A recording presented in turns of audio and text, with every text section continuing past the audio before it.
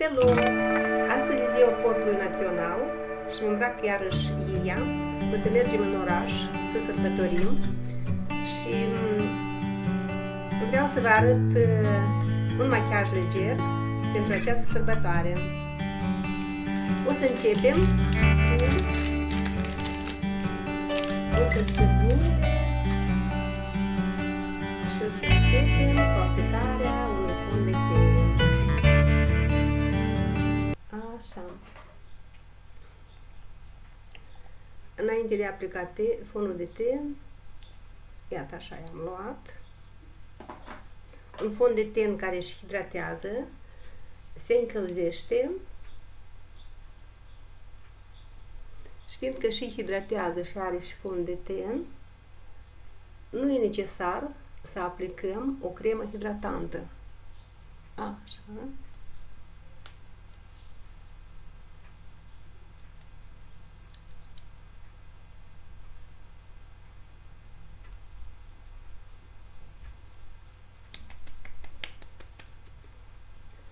O cremă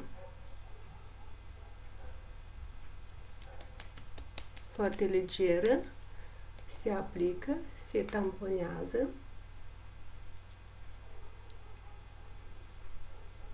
Așa. O să aplic un concealer. A căzut, nu nimic. Așa. Iată așa un pic ușor am aplicat. Aplicăm sub pleoape.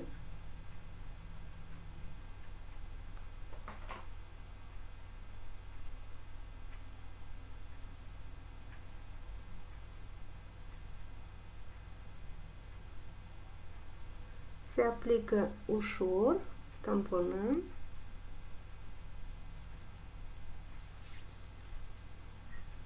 Și iau o periuță.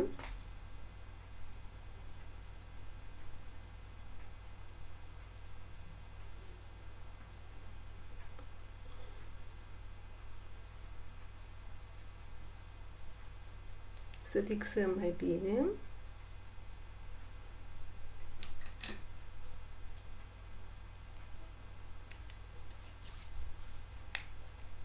După aceea o să corectăm sprâncenele. O să-mi iau o glingioară. Corectăm sprâncenele cu un creionaș sur, leger.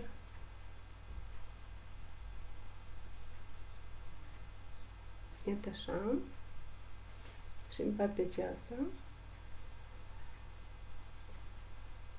Fiindcă machiajul foarte leger de vară, sprâncenele nu le pronunțez. Așa, mai pronunțez un pic așa codițele. Așa. Și mergem mai departe. După aceea o să-mi aplic obrajii. Să vedem. Obrajii aplic, mai mult estompez.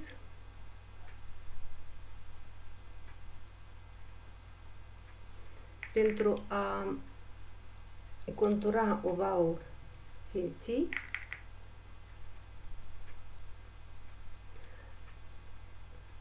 Eu am luat un obraz așa mai deschis. Facem accent la pomeți. Așa.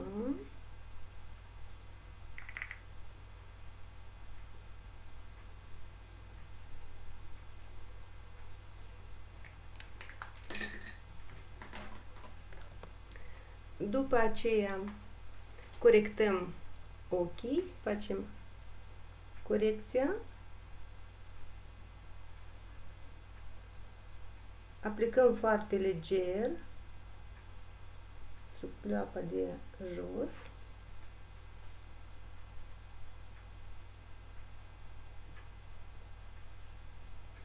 La codița ochiului putem așa o liniuță mai pronunțată.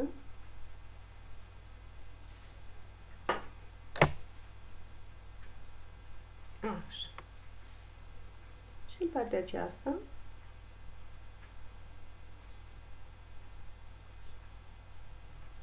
la fel. Am luat un creion negru, dar se poate de luat și un creion cafeniu la solicitare și la dorința fiecăruia. Așa, și codița aici. Un pic ușor. Estompăm.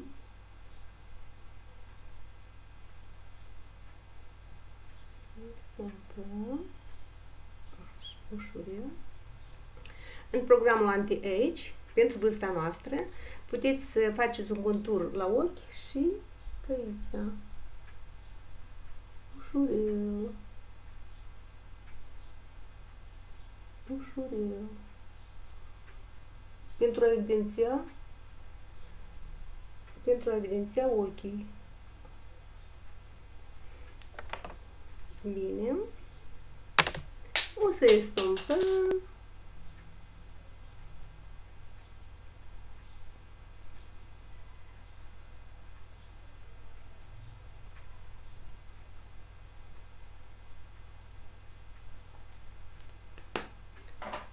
O să aplicăm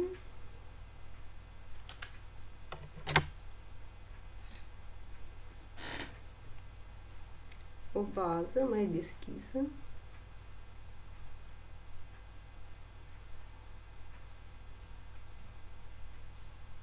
Așa.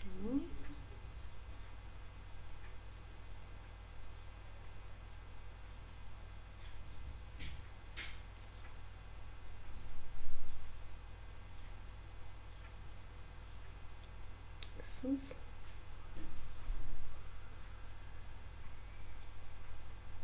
Așa. O culoare mai deschisă.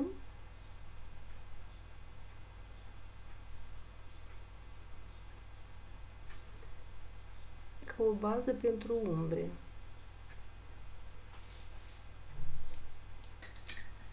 Și cu altă periuță mai lată, ca să vedeți, am aplicat baza cu așa periuță. Acum o să iau, iată așa, periuță și o să aplic la colțul ochiului așa o culoare violet.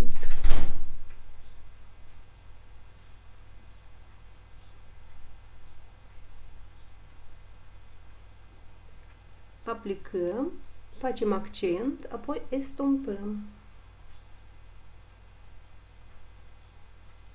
Pentru a ridica pleoapa mai sus, aplicăm pe, iată aici, până la pleoapa de sus, de la arcul pleoapei.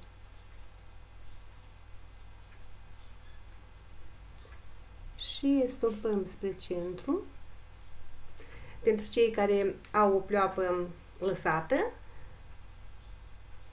faceți mișcări spre exterior.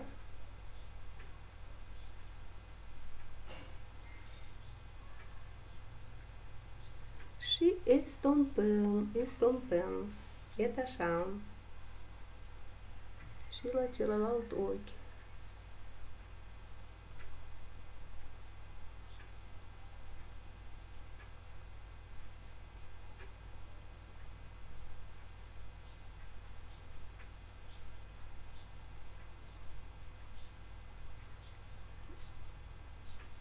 Așa. Și o să iau să văd mai aproape oglinda. Să mă văd. Estompez la coada ochiului și un pic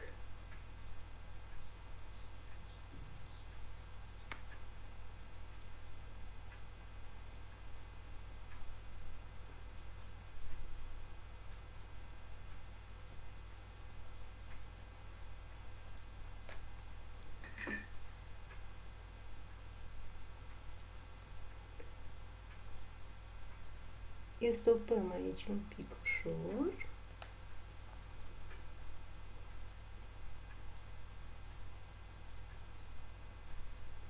Ușor, ușor.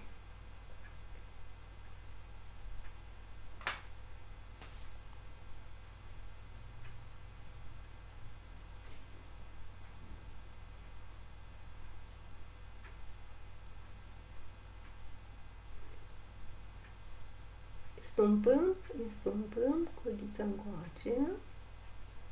Eu am unit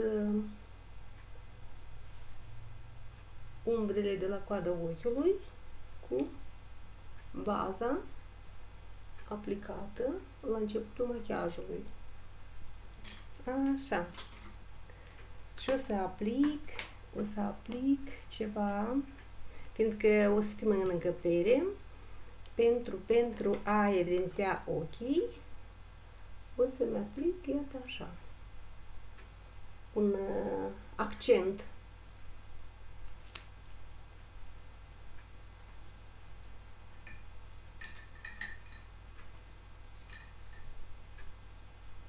Și le estompăm.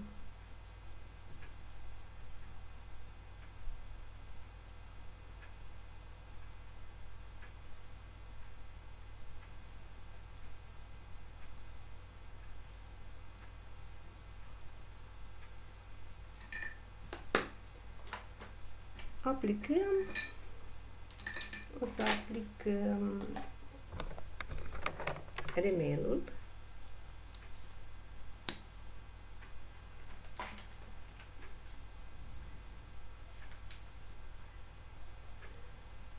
Pentru ca genele un pic să privească în sus, le aplicăm la început vârfurile, apoi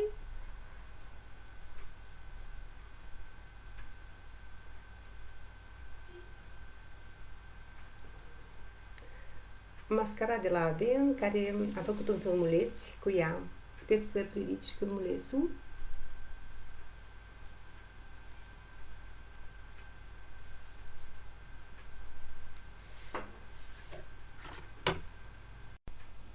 O să aplic mai puțin remel și chiar și machiajul fac foarte leger, să nu fie încărcat și ușor, să nu ne facă probleme. Mai facem așa la vârf, pic ușor.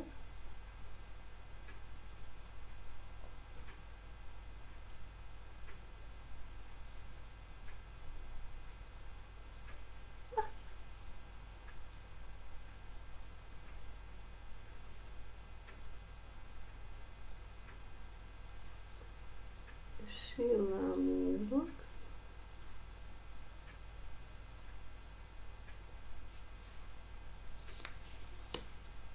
Mai încercăm un pic.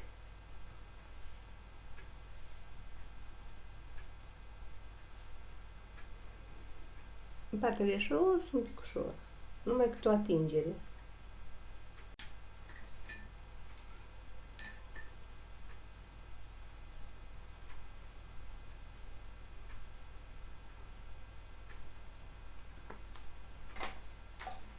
Mi-au rămas buzele.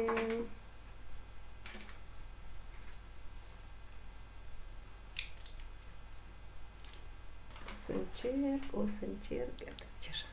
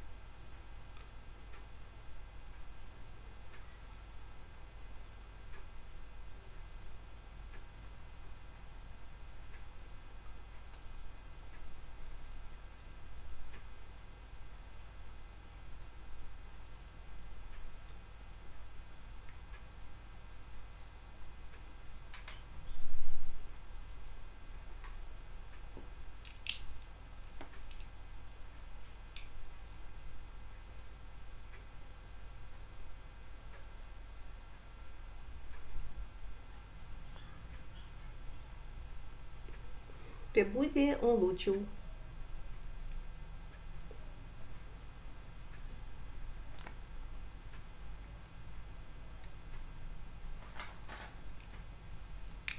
Îmi place.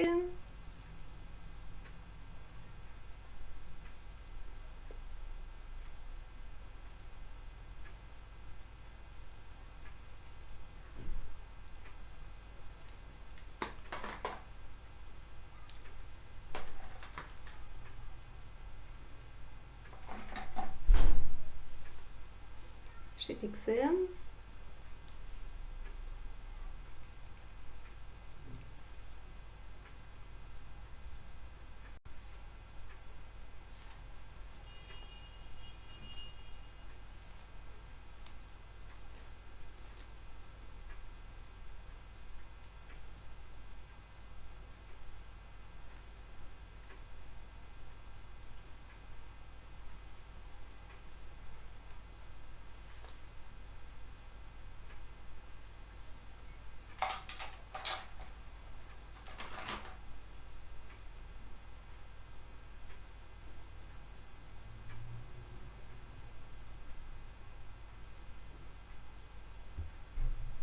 La revedere! Вот прямо костюм.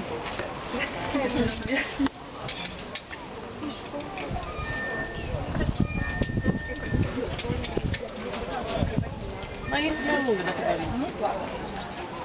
Не надо. Типа формы. Даже фабрика. Portul național, care îl iubesc foarte, foarte mult. Și aici am întâlnit prieteni și am întâlnit și pe doamna Zinaida Izbaș de la Teleradio Moldova. Și zic, o cunosc mai de mult timp, fiindcă în zi de zi ascultăm Radio Moldova și ne plac emisiunile de la Radio Moldova și ne-am întâlnit aici la frumosul festival. Eu mă bucur că ascultați Radio Moldova și că vă place. Și o să ne străduim să fie și mai bine și mai interesant pentru ascultătorii noștri. Dar mulțumim pentru că faceți emisiuni foarte frumoase, de suflet și de multe ori stând și ascultând ne umple bucuria, ne umple sufletul, ne motivează la ceva frumos și chiar îmi pare bine că se organizează festivaluri care ne țin de limbă, ne țin de cultură, de neamul nostru. Păi, aceasta e rădăcinile noastre, a strămoșilor, a buneilor, a bunicilor. Zic soțului, uite, mi-am spus o gentuță ca din croșetate de mine și zic, mă simt așa într-o hoare. Sunteți meșteriță? Da, eu mai puțin croșetez. Și acum, ieșind la pensie, vreau să mă prezint, mă numesc Veronica Sandu și ieșind la pensie mi-am creat un canal frumos pentru femei frumoase, de vârstă elegantă a noastră, așa se numește, Frumusețea vârstei elegante, pe YouTube. Și vreau ca, cum zicea doamna Valentina Vidrașcu, că vrea să îmbrace femeile noastre.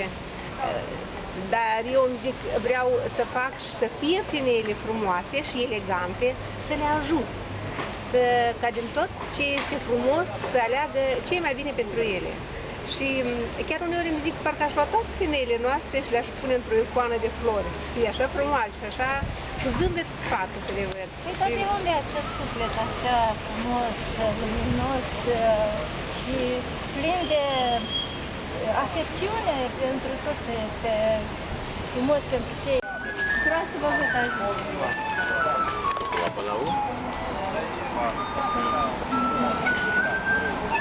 Frumusețe.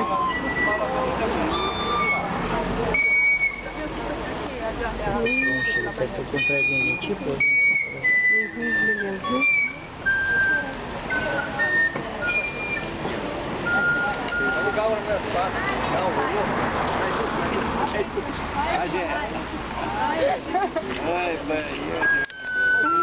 Da să încerc să fluieră.